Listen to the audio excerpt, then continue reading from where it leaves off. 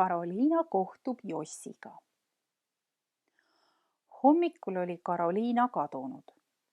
Panda nuuskis kõik nurgad läbi, otsis teda igalt poolt, aga ei leidnud kusagilt.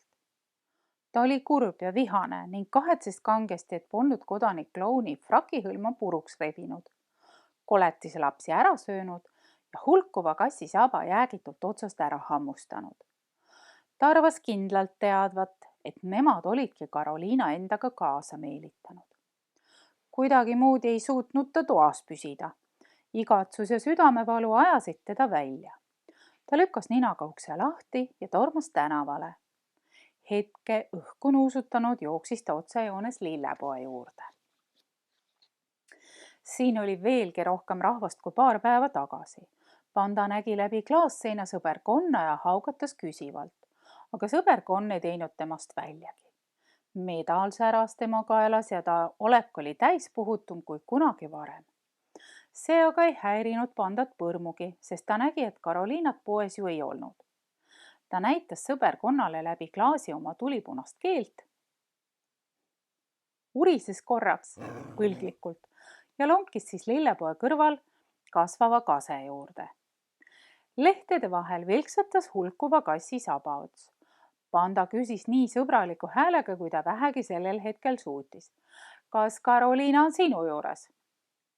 Ei, minu juures on ainult 5 surnud hiirt. Ma otsustasin nimelt ennast paksuks süüa. Lõppude lõpuks on ka minul õigus midagi elult saada.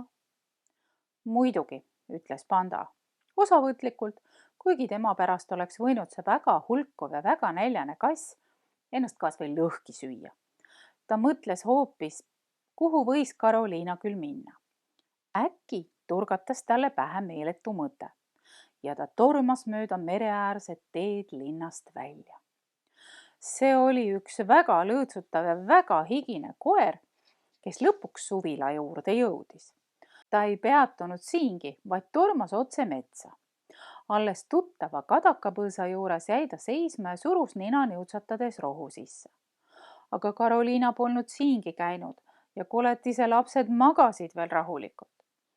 Panda ei tahtnud neid segada ja läks sügavamale metsa alle, kus hommikupäike ei olnud jõudnud veel hommikust kastet ära kuivatada. Ta lakkus rohututtidelt paar suutäit, see rahustus teda ja ta suutis jälle pisut mõelda. Aga samal hetkel vilksatas metsaserval kodanik klouni veider ja vihatud kuju. Panda tormas ta poole ja napsas valjusti haukudes tema püksisääre järele.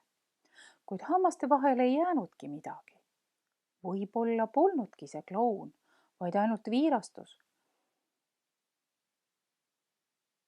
Ma pean rahulikuks jääma, sundis ta ennast mõtlema. Ma lihtsalt pean, Karoliinaga pole nagunii midagi juhtunud ja ta ei mängi kellegi teisega. Viimane mõte aga erutas teda liiga palju. Ta haaras rohututtidelt paar keeletäit kastet kaasa ja tormas linna tagasi. Keskpäeva paiku jõudis ta parki, kus nad Karoliinaga kahekesi alles paar päeva tagasi nõnda õnnelikult olid mänginud. Pilt, mis talle siin avanes, oli aga liiga hull, et olla vale. Panda neelas ehmunud haugatuse kurku, nii et sellest sai ainult madalahäälne urin. Ja ta puges leedripõõsa taha, mis just nagu halastusest tema vastu oligi sinna istutatud. Polnud midagi parata, kõik oli nii nagu näis. Karoliina kõndis pikki pargiteed ja tema kõrval käis suur kikkis kõrvadega koer ja see oli päris koer. Peale kikkis kõrvade olid tal veel pikk sirge saba, imeilusad kurjad silmad, imekenad kõverad jalad ja lai rind. Karoliina hoidis kinni tema kaelarihmast, kummardus aeg-ajalt tema kohale, naeratas ja rääkis midagi. Nähes seda, vajus Panda põõsa taha veel rohkem maadligi. See on kindlasti ainult üks juhuslik kohtumine, veenis ta ennast ja läks aeglaselt nende juurde. Aga ta ei saanud midagi parata, et koos hellusega Karoliina vastu tõusis temas ka viha ja kange tahtmine võõrale koerale kõrri kinni karata. Ah, siin sa siis oledki, ütles Karoliina teda nähes. Kus sa hulkusid? Ma otsisin sind kogu aeg taga. Valetab, mõtles panda. Kas seda on ta ilmselt kodanik-klounilt õppinud? Käisin niisama ringi, ütles panda, teeseldud ükskõikselt.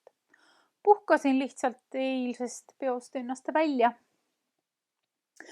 Tore, rõõmustas Karoliina, aga meil on nüüd uus sõber. Noh, minu sõber ta küll ei ole, mõtles panda kurvalt, aga ei öelnud sõnagi. Ma tahaksin, et te saaksite tuttavaks, teatas Karoliina. Tema nimi on Joss. Panda, ütles panda ja mõlemad koerad vaatasid hetkeks teineteisele otsa ja paljastasid hambad. Selleks korraks oli rahu või siis riid nende vahel jalule seatud.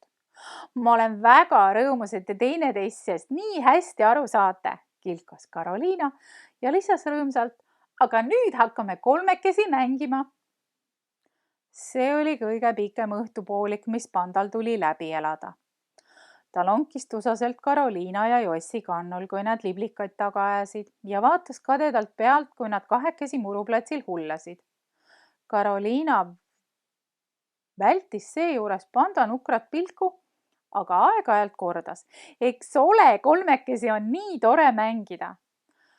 Panda teadis, et kõige õigem oleks tal ära minna ja jätta Joss ning Karoliina kahekesi, aga ta ei suutnud end kuidagi Karoliinast lahti lasta. Sellepärast lasi ta ennast alandada ja sellest alandusest vajusid ta kõrvad järjest rohkem longu. Aga ka kõige pikem päev jõuab kord õhtusse. Kui Jossi sirge saba kadus ühe suure maja nurga taha, tormas panda Karoliina juurde ja lakkus ta kätt. Ei ole midagi, väike rumal panda, ütles Karoliina ja võttis ta nagu vanasti õrnalt sülle. Ka kodus oli ta hell ja hea ja panda südamevalu hakkas kaduma. Kordagi ei tuletanud Karoliina meelde kodanik-klouni, ei rääkinud sõnagi hulkuvast kassist ega koletise lastest ning Jossigi poleks nagu maailmas enam olemaski. Täiesti rahunenult jäi panda Karoliina kaisu magama. Aga ta ärkas varsti ehmudes, sest Karoliina tõusis voodis istukile ja kuulatas midagi keskendunult. Kuula, ütles ta pandale. Kuula, üks koer haugub. Panda ei kuulnud midagi ja kui ta oleks ka kuulnud, ei oleks ta sellest viiksatanudki. See on kindlasti Joss, ütles Karoliina. Ta kutsub mind. Ja Karoliina tõusis üles ning läks akna juurde. Oh, ei olnud kedagi, ütles ta veidi aja pärast tagasi tulles. Muidugi ei olnud, vastas panda, endal veider valu südames. Ole tasa, ütles Karoliina. Ta haugub siiski. Ja ta läks uuesti akna juurde ning piilus põnevusega välja tänavale, kus olid juba elektrilambid süttinud. Sul on õigus, ütles ta tagasi tulles, ikkagi ei olnud kedagi. Aga pandat ei olnud enam voodis. Panda lamas nurgas, pea käppadel ja nuuksus tasakesi. Karoliina läks tema juurde, istus tema kõrvale põrandale, silitas teda ja hakkas laulma. Ja kuigi see oli nende oma vana laul, sai panda aru, et Karoliina ei mõtle seda lauldes hoopiski temale. Aga siiski oli hea seda laulu kuulda. See oli tema viimane rõõm, sest pärast seda laulu ei tahtnud panda enam üldsegi olla elus asi. Mul on koer panda, kelle nimi on panda. Mul on sõber koer panda, kelle nimi on panda. Mul on karvane sõber koer panda, kelle nimi on panda. Ja siis ta lõpetas laulmise, et küsida, kas sa mäletad veel seda pandakene? Aga panda ei vastanud. Ja Karoliina sai imeselgesti ja imekohkunult aru, et üks mäng oli lõppenud ja panda ei räägi enam kunagi ühtegi sõna. Vähemalt selles mängus küll enam mitte. Ma lihtsalt pean uue mängu välja mõtlema. Ta pistis näpu suhu, et oleks kergem mõelda ja hakkaski mõtlema.